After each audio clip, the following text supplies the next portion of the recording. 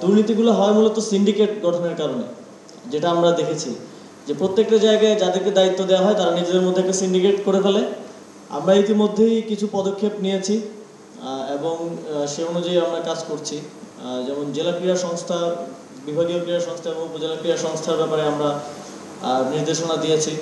সেগুলোকে বিরাজনীতিকরণ করার জন্য এবং যারা ক্রীড়ানুরাগী এবং ক্রীড়া সংশ্লিষ্ট তাদেরকে দিয়ে পুনর্গঠন করার জন্য নির্দেশনা দিয়েছে এবং ফেডারেশনগুলোকেও যাতে সেভাবে পুনর্গঠন করা যায় সেই জন্য একটা সার্চ কমিটি আমরা গঠন করেছি এবং সার্চ কমিটিতে আপনাদের প্রতিনিধিদেরকে রাখার কারণ হচ্ছে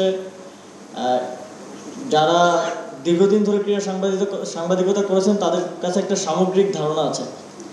যে কোনো ক্রীড়া সংশ্লিষ্ট ব্যক্তিকে রাখলে দেখা যাবে যে তিনি হয়তো দু একটা ফেডারেশন সম্পর্কে তার ধারণা আছে, বা তিনি যেই ক্রীড়া বিলং করেন, যে স্পোর্টস, যেমন ক্রিকেট সম্পর্কে তার ধারণা থাকলে বাকিগুলো সম্পর্কে সে হয়তো তেমন একটা জানবেন না। সেই জায়গা থেকে ক্রীড়া সাংবাদিকদেরকে রাখা এবং আমাদের ক্রীড়া সংস্থাগুলোতেও আমরা ক্রীড়া সাংবাদিকদের প্রতিনিধিত্ব, বিশেষ করে সাবেক ক্রীড়া সাংবাদিক যারা আছেন প্রতিনিধিত্বটা নিশ্চিত করেছি এই কারণে, কারণ দুর্নীতিগুলো হয় মূলত সিন্ডিকেট গঠনের কারণে, যেটা আমরা দেখেছি যে প্রত্যেকটা জায়গায় যাদেরকে দায়িত্ব দেওয়া হয় তারা নিজেদের মধ্যে একটা সিন্ডিকেট করে ফেলে এবং সেভাবেই তারা নিজেদের মতো করে ভাগ বাটোয়ারা করে, যেটা বলা হয় আর কি, পরিচালনা করে।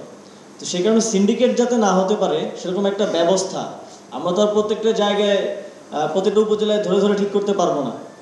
তো সেই জায়গা থেকে সিন্ডিকেট যাতে না হতে পারে সেই ব্যবস্থা হিসেবে আমরা সেখানে স্থানীয় ক্রীড়া সংগঠক ছাত্র প্রতিনিধি রেখেছি। উপজেলাগুলোতে ছাত্র প্রতিনিধিরাই যারা মূলত ক্রীড়া সংগঠক হিসেবে কাজ করে, তারা বিভিন্ন টুর্নামেন্ট আয়োজন করে কাজ করে, তো সেই জায়গা থেকে রেখেছি এবং ক্রীড়া সাংবাদিক রেখেছি।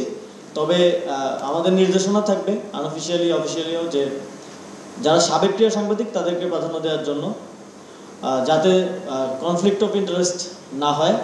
এই ইনসাইটটা আপনারা দিয়েছেন, সেজন্য ধন্যবাদ। ক্রীড়ার ক্ষেত্রে যেমন সংস্কারের প্রয়োজন আছে, একই সাথে আমার মনে হয় প্রতিটি ক্ষেত্রেই সংস্কারের প্রয়োজন আছে।